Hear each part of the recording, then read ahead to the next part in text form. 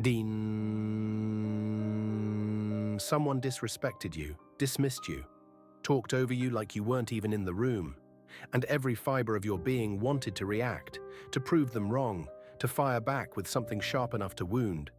But what if the most powerful thing you could do is nothing? What if walking away is not weakness, but the ultimate act of strength?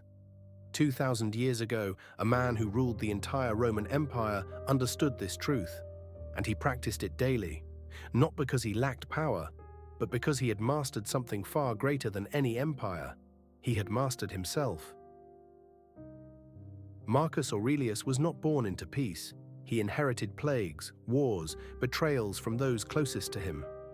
Senators conspired behind his back. Generals questioned his authority. His own co-emperor lived in excess, while Marcus carried the weight of civilization on his shoulders. And yet, in his private journal, the book we now call Meditations, he never wrote about revenge, never planned retaliation. Instead, he wrote this: "The best revenge is to not be like your enemy." Think about what that means. The most powerful man in the known world chose silence over spectacle, chose discipline over drama. He understood something that most people never grasp: that your reaction is your power, and giving it away to someone who provoked you is the greatest defeat of all. This is the core of Stoic philosophy when it comes to conflict. The Stoics taught that we do not control what others do or say. We only control our response. Epictetus, who was born a slave and endured physical abuse from his master, put it with brutal clarity: if someone succeeds in provoking you, realize that your mind is complicit in the provocation. When you walk away from someone who is trying to pull a reaction from you, you are not retreating. You are refusing to play a game where the only winning move is not to participate. Your silence becomes a mirror, and in that mirror, they are forced to see themselves, without the distraction of your anger to hide behind. That is why it breaks their ego. Now, let's be honest about why this is so difficult. Modern life has trained you to react instantly. Social media rewards the fastest, sharpest comeback. Society tells you that if you don't respond, you're weak. That silence means submission. But that is a lie built for people who have never examined their own minds. The truth is, reacting feels powerful in the moment and hollow for days afterward. Walking away feels painful in the moment and builds something unshakable over time. Emotional discipline is not about suppressing what you feel. It's about choosing what deserves your energy. And most provocations, most insults, most disrespect deserve nothing from you at all. Seneca wrote to his friend Lucilius, "We suffer more in imagination than in reality."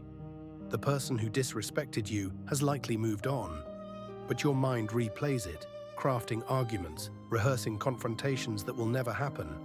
You are fighting a ghost, and the ghost is winning. So how do you actually practice this? How do you build the emotional resilience to walk away when everything in you screams to engage? Here is the Stoic method, applied to your life today. First, the pause. When you feel the heat of provocation rising in your chest, do not speak. Do not type. Give yourself 10 seconds of deliberate silence. Marcus Aurelius called this returning to your inner citadel, that fortress within you that no one can breach without your permission. In those 10 seconds, ask yourself one question: will this matter in 1 year? If the answer is no, and it almost always is, you have your answer. Let it pass like clouds moving across the sky. Second, reframe the provocation. The Stoics practiced what we might call cognitive reframing. When someone insults you, recognize what is actually happening. A person who is at peace does not try to disturb others. Their aggression is a confession of their own inner turmoil. You are not the target, you are simply nearby. Understanding this transforms anger into something closer to compassion, or at the very least, indifference. Third, the evening reflection. Each night, review your day as the Stoics did. Ask yourself, where did I give my power away today? Where did I react when I could have remained still? This is not self-punishment. This is self-improvement in its purest form. Practical Stoicism is built in these quiet moments of honest self-examination. Fourth, and this is the one most people miss, redirect that energy. Walking away is not the end, it is the beginning. Take the fire that someone tried to ignite in you and channel it into something that actually builds your life, your work, your health, your craft. Let their provocation become fuel for your progress. This is amor fati in action, loving your fate, even the difficult parts, because you have learned to transform everything into material for growth. Now picture who you become after months of this practice. Someone insults you, and you feel almost nothing. Not because you are numb, but because you are anchored. You have built an identity that does not depend on the opinions of others. You respond only when it serves a purpose. You speak only when silence is no longer sufficient.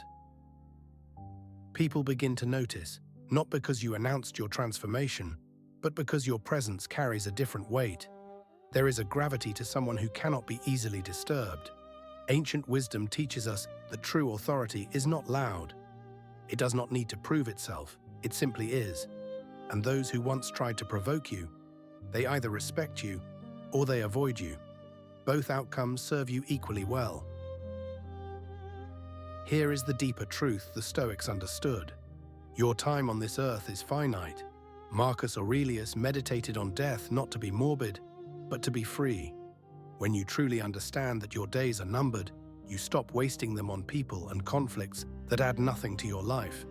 Every argument you engage in that didn't need to happen, that is time stolen from your purpose.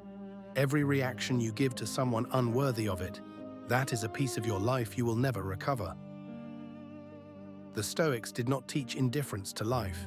They taught fierce devotion to what matters and complete detachment from what does not. Walking away is not apathy, it is clarity. It is the disciplined recognition that your peace is more valuable than their chaos. Remember where we began. Someone disrespected you. Your body tensed, your mind raced, every instinct demanded a response. But now you understand what that instinct costs you, and you understand what silence earns you. So the next time you feel that fire, pause, breathe, and ask yourself what Marcus Aurelius would ask: is this worth becoming less than I am? You already know the answer. Walk away. Not because you are weak, but because you are free. Stoicism. Master your mind, master your life.